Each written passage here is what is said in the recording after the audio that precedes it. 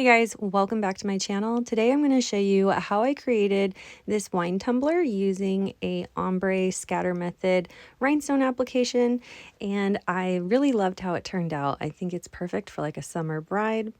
We're starting with a 16-ounce wine tumbler that I got from the Tipsy Magnolia, and I'm going to be using Seraphim. This is an FS Exclusive all glass rhinestone mix that you can find on my website now. I will have it linked down below. And for our adhesive today, I am using Liquid Fusion in an 18 gauge syringe needle.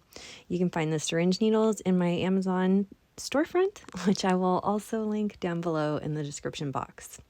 I've already sanded to prep my tumbler and cleaned it with some rubbing alcohol, so the surface is ideal for application.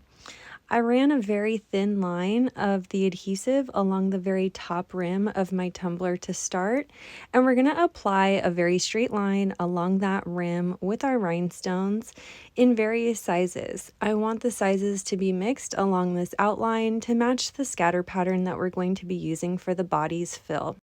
I always like to outline the top and bottom rim of my tumblers when I do this scatter method application, just because it looks a lot more finished and nice when it's complete. Once I've completed running all the stones along that top rim, I'm going to lay my cup flat against my workspace so that all of those stones kind of settle perfectly straight along that rim. I'm also going to make sure that I clean up any kind of excess adhesive. Once this is mostly dry around the top rim, I'm going to flip my cup over and repeat this step now along the bottom part of our cup using the rhinestone mix that I'm going to be using for the bottom half of our ombre design. In this case, I'm going to be using our crystal scatter mix. You're just going to want to repeat the same steps that we did along this top rim. Once we've got the stones laid down, again, remembering to lay them flat against our workspace so everything dries nice and straight.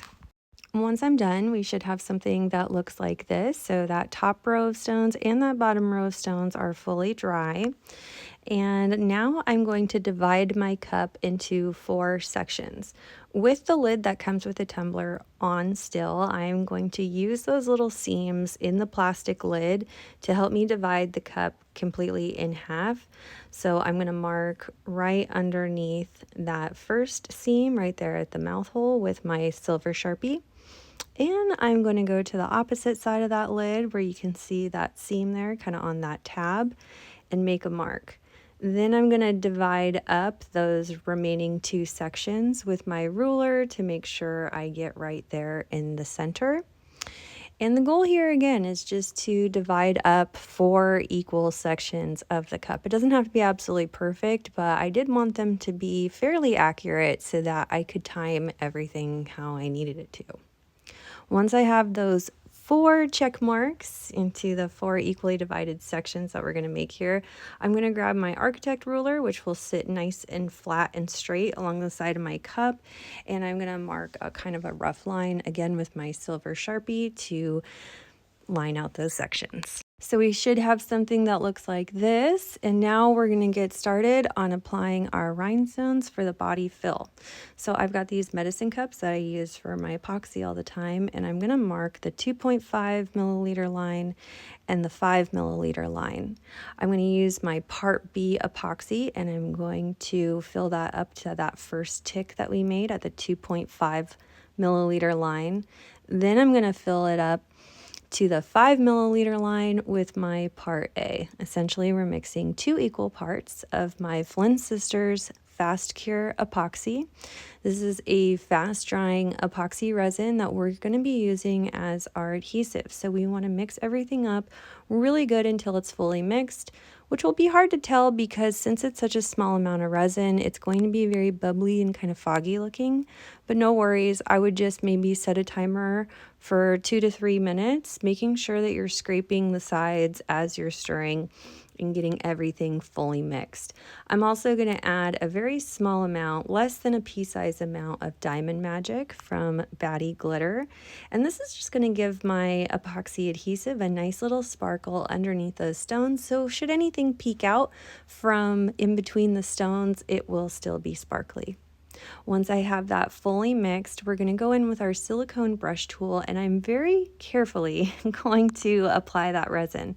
We're definitely not going to be using it all, but if you're like me and you have a harder time mixing your epoxy on like the post-it notes and getting equal ratios, this is kind of, in my opinion, an easier way. So that's why I'm mixing it in the medicine cup, and I'm going to mix up 5 milliliters, and I'm probably going to throw out half, but that's okay.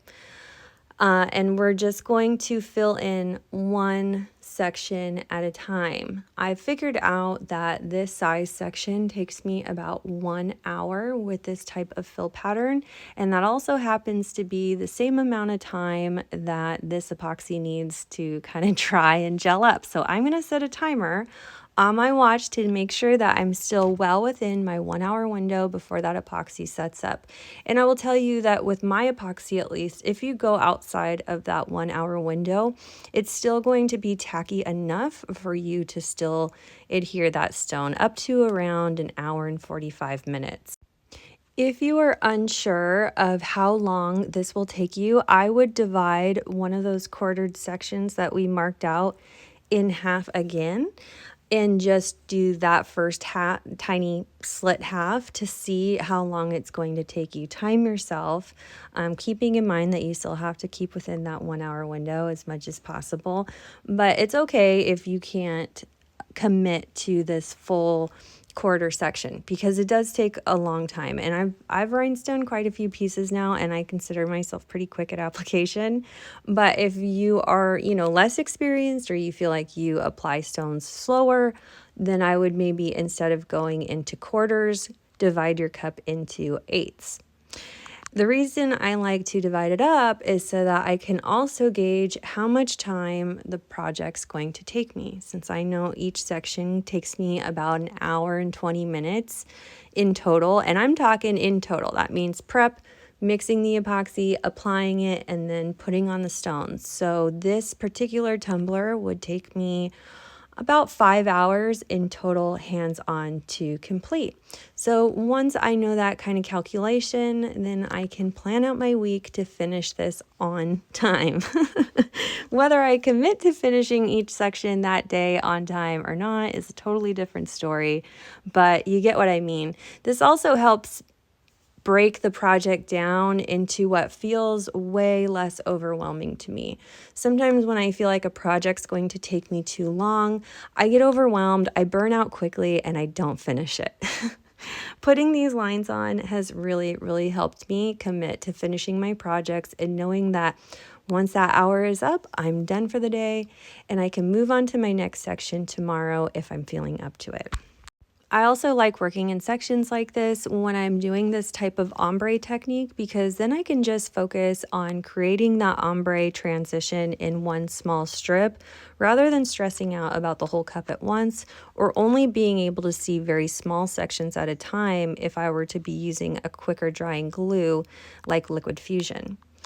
So that's why I like to use the fast cure epoxy. So I have plenty of time to kind of lay out my vision for the fade with this ombre. So we're going to have the crystal scatter mix at the bottom, and it's going to fade into Seraphim here at the top. I started up at the top with Seraphim, creating that scatter method application, which really is no pattern at all to the fill. You're just picking up different size stones and placing them randomly to create that scatter look.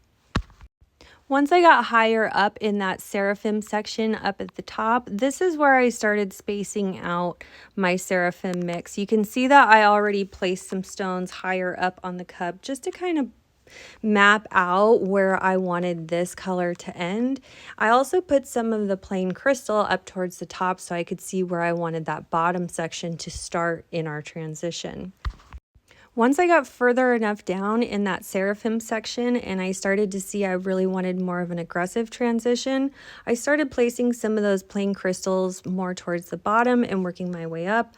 Also placing more of a heavier fill with the crystal now in that Seraphim section. I don't really know how to accurately describe all that other than I would kind of look back and see where I felt needed more of the Seraphim to get a fade and where I need some more of that crystal. I did have Crystal in SS3 available for me as well, so I can help fill in some of those sections. It also helps soften the transition up towards the top in the Seraphim section where I started introducing that crystal scatter. I let that section dry flat to where my stones wouldn't be kind of sliding around for a couple hours before I would move on to the next section. I treated the next section the same way I treated the first, this time bringing my epoxy right up against the previous section and only filling into the amount of section. Drink every time I say the word section in this video, my goodness. I only filled epoxy up, probably I did about an inch strip this time because I was in a hurry, and I also wanted to show you kind of a more focused video of me introducing the two colors together and how I did the transition. And you can see where I placed the Seraphim down far and then where I kind of filled in to create that fade. It also helps that my Seraphim FS Exclusive mix and our Crystal Scatter mix complement each other so well. If you had more of a contrast, the instruction though would be the same. The only difference I would probably do if I was doing more contrasted colors or brighter colors would be to paint a base coat on my tumbler first. But we can save that for another video. I just wanted to do something basic that didn't require a base coat. You're going to want to let this dry for at least 24 hours before you wash everything with some dish soap and dry it up with some microfiber towels to really shine up and polish those stones. And that's it. So I absolutely loved how this came out. I think this is a perfect gift for like a summer bride. Let me know what you guys thought in the comments. And if you haven't already, please subscribe to my channel. I try to upload new videos every week. Also, check out the rhinestone sale that's happening now at FlynnSistersSupplyShop.com. Thanks so much for watching. We'll see you again soon. If you loved that last video, you can check out the next one here, and be sure to follow us on Facebook, Instagram, and TikTok for more great content. You can shop our products at FlynnSistersSupplyShop.com and subscribe to our channel for new videos every week. Thanks so much for watching, and we'll see you again soon.